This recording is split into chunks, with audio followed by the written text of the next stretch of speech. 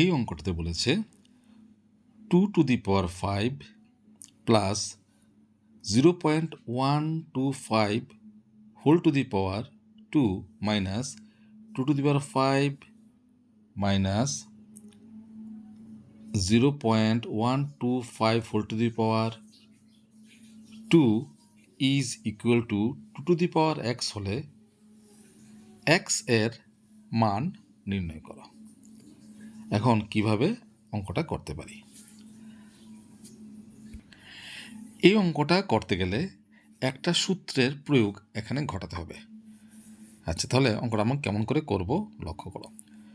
তার আগে বলে নিই কোন সূত্রটা প্রয়োগ করব। একটা সূত্র আমরা জানি, একটা ফর্মুলা, একটা সূত্র আমরা জানি। কি সূত্রটা?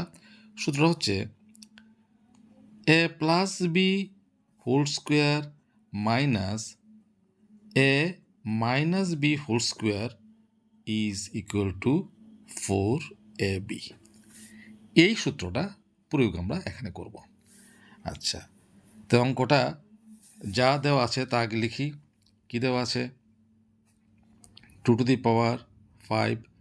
Plus 0.125 whole square minus 2⁵ minus 0.125 whole square is equal to 2⁵x। তো দেখো, এটা যদি এ ধরি, এটা যদি বি ধরি, a plus B whole square minus a minus B whole square, তাহলে সূত্রটা কি দিয়েছিলাম? এই যে সূত্রটা কি দিয়েছিলাম, যে a plus B whole square minus a minus B whole square is equal to কত? 4ab।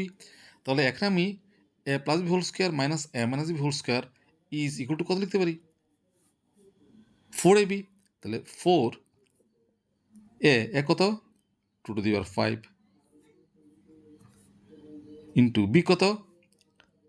0.125 হয়ে গেল, ইজ ইকুয়াল টু 2⁵x। দেখো কত ছোট হয়ে গেল অঙ্কটা। অর 2⁵ ইন্টু 4 আর এটা একসঙ্গে রাখি, কত হবে? 4 into 0.125 is equal to 2⁵x। Or 2⁵ into 4 দিয়ে এটাকে ব্র্যাকেট দিয়ে রাখি, 4 দিয়ে 0.125কে গুণ করো।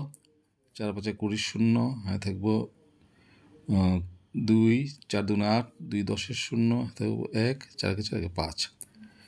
দশমিক পরে কয় ঘর হচ্ছে? 3 ঘর, 1 2 3, 1 2 3, কত হবে? এত।